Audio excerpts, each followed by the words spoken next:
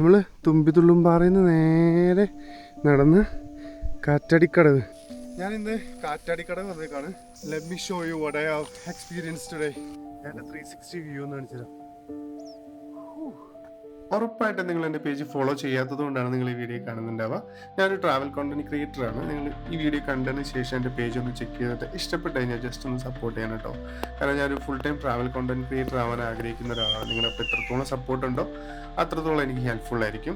കുറച്ച് ടാസ്ക്കാണ്, റോക്സ് ഒക്കെ സ്ലിപ്പറിയാണ്. ഹൈക്കിങ് എങ്ങനെയുണ്ട്? അടിപൊളി. വഴിക്ക് പക്ഷെ നല്ല രസമുണ്ട് കേട്ടോ.